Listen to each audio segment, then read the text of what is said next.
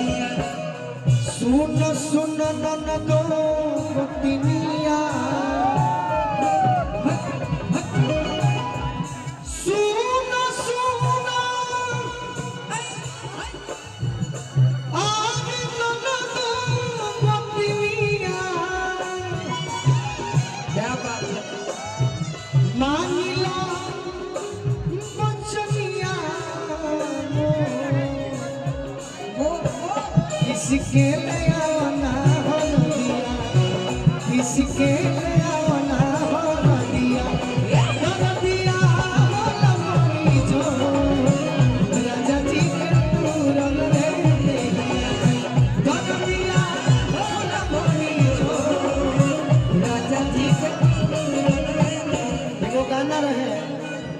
Nursery class में सुने रही राजा हिंदुस्तानी में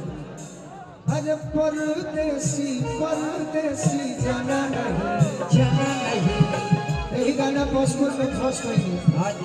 अपना बाबूजी से कहने के तरफ भोजपुरी गाना कौन सब बताया कहले कि काहे ना बने तो हिंदी का के का कौन बजे भोजपुरी में गीत ना रही वही घड़ी गीत लिखाई अरे ये गोरी कैलून हो दिल के चोरी हो दिल के चोरी ए गोरी कैलून हो दिल के चोरी दिल के चोरी चाची के धरतिया हो ना भरी दो सैया जी के बोलो भाई कुछ क्षमा चाह हाँ काला जामुन हाँ विजय चाचा के और भाई के आदेश हो के तो हम चाह कि एक बात कह दे रहुआ हाँ हिंदी या बांग्ला भोजपुरी है कह दे तू कह भाई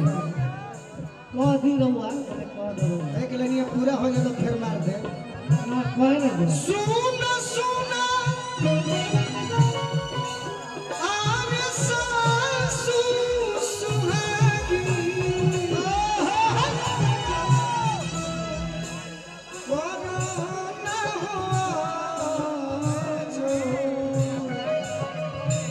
पटना से पैदा बोलाइगा पटना से पैदा बोलाइगा कर दिया होला बड़ी जोड़म कहता चलत रहे बाबा हाँ पटना से पैदा बोलाइगा विजय चाचा हमने के जिला छपरा के एगो बहुत सुंदर कवि जिनका नाम फागु बाबा वहाँ के एगो बात कहते रहे वाह वाह कि अब ना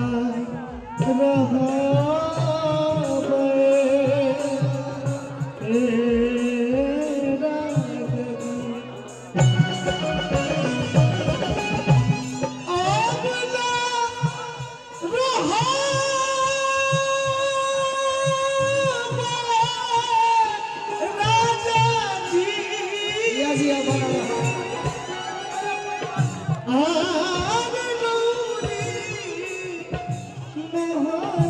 ताली बजा दिया, बड़ी अच्छा गायक है भाई हमारा जय यादव जी। सब दिन के